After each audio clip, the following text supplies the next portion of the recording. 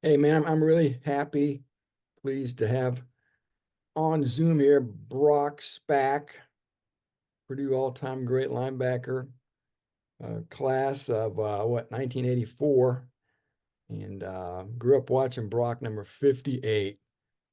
And of course, Brock gone on to a great career at Illinois State. Brock, hey, the reason why I have you today is I want to talk to you about the 2004 Boilermaker NFL draft.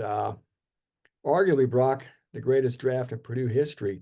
9 players were selected. You, of course, were the defensive coordinator, recruit a lot of the guys, obviously, on defense. And I wanted to get you on the line, Brock, just to talk about this crew with the draft coming up this week, Brock.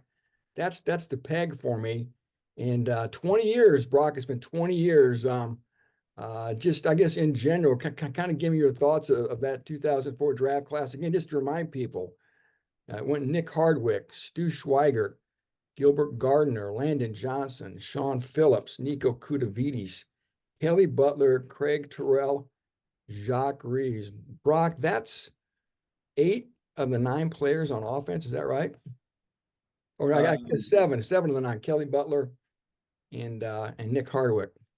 yeah, 7-9 on defense, you mean? Yeah, exactly. Yeah, seven Right. on defense. Yeah. Right. Yeah, that's correct. We had Joe Odom went in the draft the year before that, and then Bernard Pollard came a year after that, and so we had a run of really good players. Those guys were um, incredibly fun to coach. Had a lot of, I look back at my time there as a coordinator. I had a lot of great guys to coach there. But as a group, that was maybe the best, most talent that we had there during my 22 years at Purdue. So it was at least on defense. We had some really good players, and Nick Hardwick actually started on defense, and I'm never forget that it was after a morning practice during training camp when we used to have 2 days, and we had 2 practices a day. Jim Chaney came into our meeting room and said, Brock, do you think we could use Nick Hardwick? I said, you think he's going to play for you this fall? I said, I don't think so, but yeah, I think he'd be great. So we moved him, and he moved over right away and took off. He played guard and center, and ended up becoming one of the best centers in San Diego Chargers history. And Nick talked to my team a year or two ago, and he was really good. And like a lot of these guys have talked to my team and here, just as the effort it took, and he didn't play high school football. He was a wrestler, um, and just went to the Rose Bowl as a student. Said I want to do that, and tried out for the team and ended up making it. So he was the first guy taken in the draft, and in that draft for us. I mean, I think he was early second round, and there you are, a walk on that. You spend all this money, go out recruiting, and but yeah, we had a real good crew. That group was outstanding. I think back of the time and effort and really the teamwork that went into recruiting Stu Schweigert. Stewart was from Michigan, and I got on him early, and we offered him early, and boy, it took a long time. It felt like years, not months. We were on him, and it's just kind of how it goes. I remember Anthony Spencer when Mark Hagan signed him. I had Fort Wayne, and that's how I met Mark. I met him on the road when he was at Northern Illinois in Fort Wayne, and turned it over to him. But I remember when I was going to Michigan, I'd stop by his high school, and his coach would put me out in the hallway so he would see me. And I did that for 4 years. Every time I came through there, I'd stand in the hallway, let them see me, and then I'd go on down I had all my Purdue stuff on, and couldn't talk to him at that time, but that's all changed. But Mark did a great job of closing him out and getting him to come to Purdue. So there's the effort that goes behind this and get as many players as we did. You remember Gilbert was a receiver when Yeah. he came to Purdue, and he had never really played defense much, and I think he played safety maybe, and we moved him to Mike linebacker. We were looking for some speed, and I think Gilbert was banged up. I mean, Joe was a little banged up, and I think he had a back issue in 2000. Landon Gilbert started against Notre Dame and played really well, and so the rest was history for him. It was, just to think back of those guys, how athletic they were, and it's a tribute to them, and Jim Lathrop, our strength coach, he did a great job with those guys and got them prepared to play Big Ten football, and it's a very physical league, as everybody knows, and um, it takes a village to raise a child, as they say, and these guys are, when they became grown men, they were a handful, and really enjoyed coaching them. It was a lot of fun. Hey, Brock, there were actually four third-round picks: Hardwick, Schweigert, Gardner, and Landon Johnson. Talk about Landon Johnson from Lubbock, Texas. I know he was one of the bigger gets for you guys and the type of player that he developed into. Um, First of all these guys were great guys, but Lana was extraordinarily intelligent, a great person. He, he's a two-time captain. The only other one I could think of is Roosevelt Colvin, and you couldn't ask for two different people, And Roosevelt was a very outgoing guy. He could be shy sometimes, but he was really a lot of fun to be around. Not that Landon wasn't; he was a great kid, but Landon wouldn't say, what if he had a mouthful of it? He just wouldn't say it. I mean, he wouldn't talk, and he was very very quiet, but players really respected him. I remember some of the offensive linemen that came in with him. They ran a tally in during his career there, during all their careers there, how many times Landon was cut and knocked on the ground, and it was never. So he never put him on the ground. He was cat quick. I remember, Phil Almation is one of the brightest defensive minds I've ever been around. When he came to Purdue for the year he was with us in the secondary, he said, "Why do we play? You don't have to play nickel with this guy. This is the best cover guy we got." And he's a linebacker. Yeah. He was very gifted athletically. When he ran by you, it was like a feather running by. He was so light on his feet. I remember Coach Tiller taking he took a group of guys together, in a punt period, and he came back and he goes, "Now I see why you like that guy so much. Oh my God, what a great athlete!" I say, "Yeah, he's a phenomenal athlete, Coach. He had really good length. He looks like he's 6'3", but he's only about 6'1.5". I would say if he played for Matt Painter, he'd be a 2. He'd be a 2 guard. That's what he looks like. And it ended up being, but he was really a big hitter, and he was an outstanding player. I think he led the Bengals for 4 years in tackling, and then he got his big contract with North Carolina. But I think he got hurt and kind of cut his career a little short. But doing well now. He's a chemistry teacher, and he and his wife live back in Cincinnati with their 3 boys, and they have a good life. But what a great player he was. And Brock, 2 fourth-round picks. Talk about Sean Phillips and Nico Kudavides. Nico is a great story. He was a quarterback in high school, a lot like Gilbert Gardner, played another position and came to Purdue to catch Drew Brees' passes and end up tackling guys, So, but he was a quarterback. He ended up going to prep school out in Connecticut, and I think he went to Milford Academy. Milford's moved a couple times now. I don't know exactly where it's at now, but he was at Milford Academy, and he moved outside linebacker. We liked him on tape. Gary Emanuel, another really good football coach who was on our staff at the time, was one of our defensive line coaches. He recruited Nico, and I never seen a guy make such a transformation. He came at mid-year after his 1 year or 1 season in prep school. So that's the way you can get 5 or 6 years out of a player, because that doesn't count as a year. So he was able to. I didn't think he'd play that next fall. He was very weak. He wasn't a real strong guy. He ran okay. He was pretty good, but I've never seen a guy work as hard as he did and gain as much as he did from spring practice to this following fall. If you would have told me he would have played 40 to 50 reps against Ohio State the next year, and he told me that in the spring, I said we'd lose by 30 points. But he played really well. He and Gilbert were, kind of rotated, and I think Gilbert got dinged up in the game, but he played a lot in that game, and he could play Mike and Sam. I think the one thing about And Nico, it was, he's kind of overrated underrated as an athlete. He could run. He ran 4.6 at 235, 240. He obviously was very physical. He's one of the tougher, meaner, nastier players I've coached there. But he ran well. He's a 4.6 guy, and you know Gardner and Johnson ran so fast that he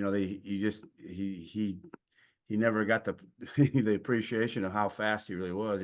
But he was a 4.6 guy. I think he played 9 or 10 years, in the National Football League. So he had a nice career and played in the Super Bowl at the end there in New England, back close to home. He's from Connecticut, so. Just was a really tough physical guy. He came a long way. But that freshman year, from freshman spring to his freshman, fall, it was incredible how big a jump he took in the weight room. How about Sean Phillips, a guy who played a little bit of tight end for you too? Didn't he come to Purdue as a tight end originally? Yeah, I think he played. I believe he played tight end and was a safety in high school. What didn't play a lot of safety, but like a lot of high school players, just kind of propped him up in the secondary when they needed to make a play. But yeah, he came in as a tight end, but Sean was really athletic and broke Roosevelt's sack record. And was a tremendous athlete. He's very athletic and 4-year starter. He started in that Rose Bowl. I think as a redshirt freshman. I think 5 of those guys started in the Rose Bowl in 2000, and then 7 of them all rotated. And then all 7 got drafted, a couple years, 4 years later. I remember going into that summer, I was nervous because here we had this great player under center, I said, God, we can never time it up perfect here at Purdue. You would love, we can't, now we're going to have all these young guys playing, but we had to get them up to speed fast. And Coach Tiller, when he'd tell us about the times he was in the Canadian Football League and how they bring a guy in on Tuesday and he had to be ready to play on Sunday, or Saturday. So it was, he made us, we really worked hard at developing guys quickly, and we had to put those young guys out there, and he was one of them, and he turned into a really special pass rusher. He was one of the better ones I've been around. I put Roosevelt, as probably the best, but he was awful good. And I see his sons playing now. Both guys have, children and high-end athletes now. And but he was a really good player and exceptional athlete, another really good basketball player, just a really good all-around athlete. And Brock, 2 6th-round picks, Kelly Butler, Craig Terrell. Kelly Butler, I remember him, just a gigantic 6'8" kid from Grand Rapids, Michigan, and Terrell, of course, just from down the road in Lebanon. Yeah, Terrell was Craig Terrell was the best inside pass rusher I think I've been around in college football. I had a kid here that was still playing in the league that was a transfer from Wisconsin. It's really athletic, and but he played. But Craig Terrell, for my money, is the best inside pass rusher I've ever been around. Now, I don't know if we would ever saw that, based on his workout when he came here. But he back in that time when we had camp, they stayed for 3 days, and he just kind of wore on us because he just showed his toughness every day, and he wanted to be here, and he ended up being, Mark did a great job with him, and he ended up being a really good player. And maybe one of the best interior pass rushers I've ever had. Kelly Butler was an interesting. I recruited Kelly and Stu at the same time, and Kelly had a lot of offers. It came down to us in Michigan, and he came here, and he was a specimen. I still to this day, wished he would have stayed another year in college. I think he would have been a first 2-round guy. But they get antsy and they want to go play pro football. I get it, but he was a very talented player, big, long kid, really good athlete. His dad played at Michigan State, was a very good athlete. So, Kelly was, very good player, very good prospect. How about Jacques Reeves, the 7th-round pick, the final Boilermakers selected in that 2004 draft from Lancaster, Texas. Yeah, you say Lancaster, you say speed. Anybody comes from Lancaster, Texas, it's kind of like DBU. Going to Lancaster, Texas is like going to Southeast Florida. When you're in Dade County or Broward County, Florida, that's DB country. If you can't find a DB, you're not looking. But you come from Lancaster, you can really run. And Jock could really run. He was fast. He was I think a 10-4, 10-5, 100-meter guy in high school, part of a 4x1 team. And I think he was in the finals in 100 meters in the state of Texas. So he could really, really run. He had good length. We like long guys, and length is really important, particularly in the secondary now. But even then, I mean, he was well above 6 foot, and he had really long arms. He's kind of like Landon. He looks taller than he really was, but he was built. He was a sleek athlete and could really run. Hey, let's circle back. Just go back to Stu Schweiger real quick, Brock. I know you said you're very intimately involved. That was your guy. You recruited him. And boy, my recollections were one of the biggest recruiting gets Purdue's ever probably had, at least in the last 50 or 60 years. And Brock, he hits the ground running in the fall of 2000, starts on that Rose Bowl team. Just kind of talk a little bit about what a special talent Stewart was. He's a very talented guy. He played 3 sports in high school. He's a football, basketball, and track athlete. He won the state in the 100 meters as a junior. Beat the guy that went to Michigan State. Charles Rogers. Yeah, Charles Rogers. They grew up in the same town, went to different schools. Stewart went to Heritage High School, and Charles went to Saginaw High, and they met, and he beat him that year season, and Stewart won the state championship and came down to Purdue the next day to our football camp.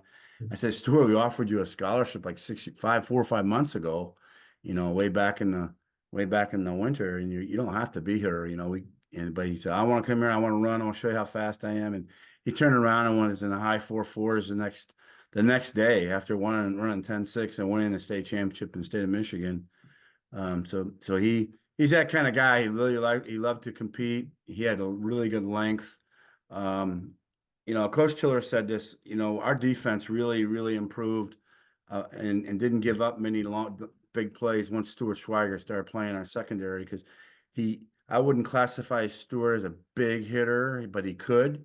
Mhm. He was an excellent open field tackler. He gets you on the ground. He find a way to get you on the ground. He's a really good athlete. With open field tacklers have to be really good athletes, and he hit you plenty. He could hit plenty hard enough, but what I remember him tackling, he just didn't miss, and he got guys in the ground, and he really, those safeties are big play preventers, and he is a kind of, or I call him a racer. Sometimes they erase any errors in front of them, so that's what they do. And he was that kind of guy, and he had great range, and he broke Rod Woodson's interception record, his career interception record as a sophomore, and it was amazing, really, because I was around Rod when he was at Purdue I think the end of my career as a player, but as a GA, he's easily the best football athlete I've ever seen put pads on, and to break his record that quick was amazing.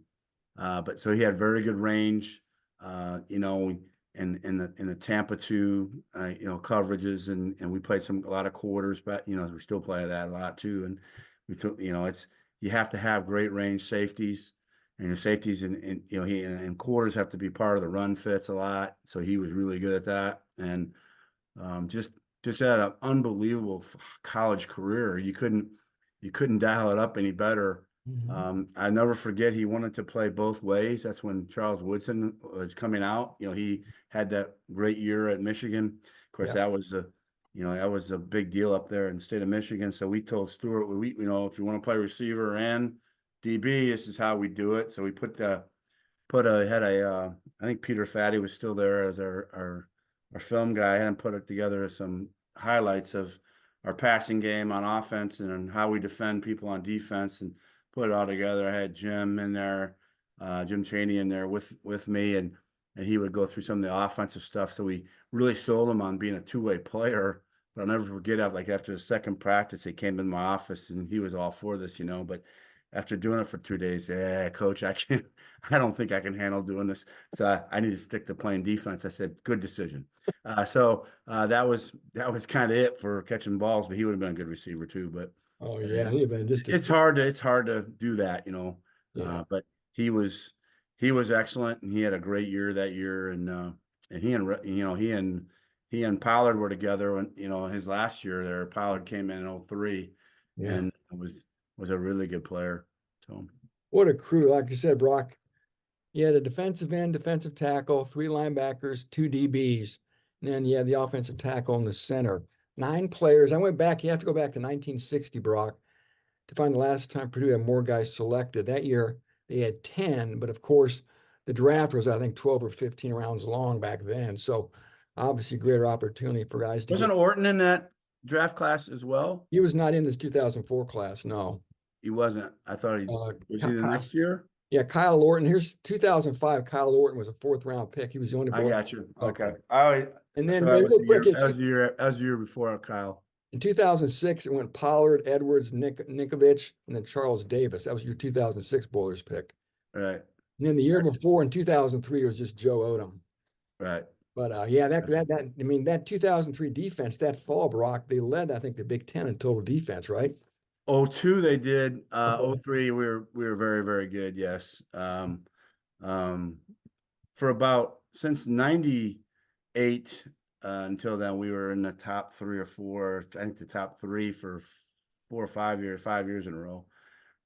Yeah, that group was really good. And they were all kind of the same age as you pointed out, and they just got better and better as they played, and they were really fun to. I remember us playing Georgia in the Capital One Bowl, and you get to talk to the other team a lot, the other particularly coaches, and we were all we always very complimentary of each other, but they say, you got an SEC defense. I say, yeah, we're pretty close to that. We Yeah. got some guys that can really run, and we, they played well in that game. So Yeah. I'm very, very proud of them. And yeah, that 98 team was, the effort they played against K-State, that's hard to ever replicate that. And I've never, I don't know if I've ever had a team play as hard as that team did in that game. And really all season, they kind of set the tempo for these guys when they came up and through the system. We were known as den of defensive ends, so we're able to recruit guys like Sean and tell them, hey, cock them into moving over, because hey, this is a position here you can play pro football, and we send a lot of guys in the professional football from this position, and in order for our defense to be really good, our ends have to be really dominant, and they were, and we've had a lot of great ones there. Man, I tell you what, Brock, I still remember watching that Kansas State game. Chike O'Keefer and Colvin, and I think Aiken Odell was still around, I believe. And the guy who Tuki Wakori was really good. yeah, Chike David Nugent was really, really good. yeah, Those guys they took over the game. You give me a great defensive line. The game's always one up front, but those D linemen are just, so when you got a crew like that, it's always special. And those two ends were, I remember running into the coach that was the O-line coach there at Kansas State. This is years later. I might have been the head coach here at Illinois State. It might have been when I wasn't at Purdue anymore. I ran into him. He was at another school as well. And yeah, we still haven't blocked those ends, coach. it's 10 years later. We still haven't blocked them. I said, yeah, they're awful good. one of the greatest wins in school history. It was unbelievable. I mean, it was like those 2 years, like my wife said it was Camelot, and was Coach Tiller said it's Christmas every Saturday because yeah, we'd win games and no one thought we'd win, and we just, the culture changed, and it was, and then we had a group like this you're talking about, the 03 class. That's, you got to put years and years and years and years of that yeah, back to back, and when you show a kid, hey, like we had Stewart, we had tape to show him, here, this is you, this is where you're going to play, and yeah, this is you, this is how we're going to use you, and it makes it really important.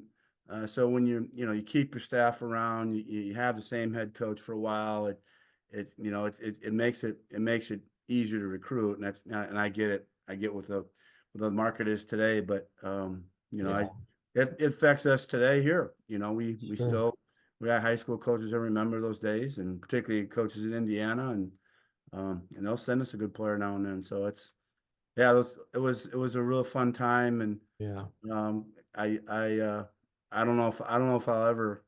I mean, I have a good crew here right now, but that group right there was really special. I don't know if I'll ever see one like that again, but we'll see. Hope Yeah, so. these guys are recruited off all those early or late 90s teams, the 97, 98, 99 teams. Right.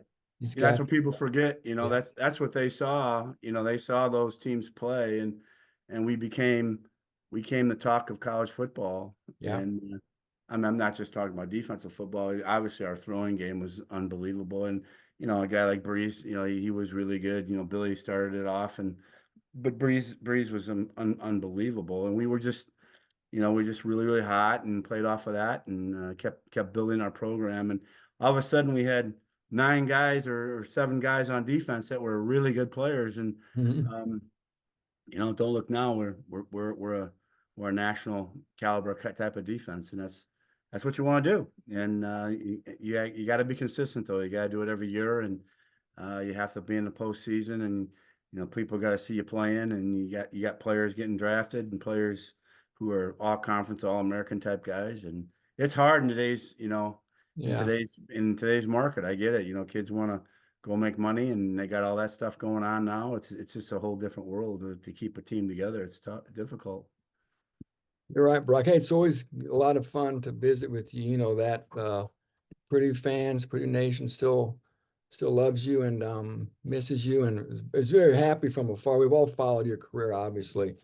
All Well, time I all time winners coach at Illinois State now. yeah, I'm all-time winners coach. How about that? I I'll tell you a little story about the run of the Boilers. I want to say congratulate Coach Painter and all Yeah. the basketball guys. What a fabulous run that was this year. And I've been a huge basketball fan. I came on my official visit to Purdue when they played IU, and a guy named Isaiah Thomas was the point guard, and Isaiah played against my high school 2 years prior to that in the Final Four. I wasn't a basketball player, but I was a sophomore in high school. I watched him play, and we had a point guard that was really good, and he was a big time football player too. But he and got to see him play in Mackey and get his butt kicked, and that was really fun. And that started my love for the Hoosiers from there on out, and which is not very said in tongue in cheek, of course. Yeah. Yeah. But I got to wear a jacket. I pulled the jacket out. I said, well, you know, I don't want to have a lot of bull stuff on it, so I had most of the stuff I have a bull and stuff on it. So this was a clean. It has Purdue. It's all black. I never worn it, and it was still in its. It's still in its. It's probably 20 years old, but it looks kind of like a leather jacket, but you know, Purdue's leather jacket is different. This is all black. It just has a big P on it, black P, and then Mhm. Purdue on the back. I wore it to church, and you should see the stares I got when I wore it into church and left it on the whole mass. And then that did before that we had a scrimmage, and I wore it on the scrimmage. I knew they'd take pictures of me and they in it, and I told our team before practice even started, the scrimmage started. I said, listen, I ain't wearing this to to to bang on you guys. It's all these Illini fans we have to deal Yeah. with here in Central Illinois. Send them a message who the best basketball program is, and Yeah. it was so much fun. I had so much fun with that. Yeah. A lot of all the Purdue fans did to see the Boilers make their first run. Oh God, Since what? the 19 March of 1980 with Joe Barry Carroll. So, Yep, and you it was talk about awesome. hallmark of consistency, Matt Painter, what he's done in 19 years coaching that program. And boy, they're going to be riding more momentum here. Yeah, So, winning breeds winning, and it just does, and it, I even in the portal era, I don't know how this is not going to help them, and I've yeah, heard nothing but, I was texting Roosevelt during the game, when when his son hit a big three, and when he when he took a foul, and he goes, I know what, coach, I told him, I can't take that foul. I said, you can't reach in. But I mean, it was fun to see him. He's a great athlete. yeah, He's really good. But the athleticism of those young players that played quite a bit in the tournament, I think, bodes well for the future, no doubt. it does. Well, thanks again for giving My us. pleasure. Hey, my best to everybody. I miss you all and love talking to you. So I get to see my friends and my Purdue friends on occasion. It's great. So appreciate it. Brock.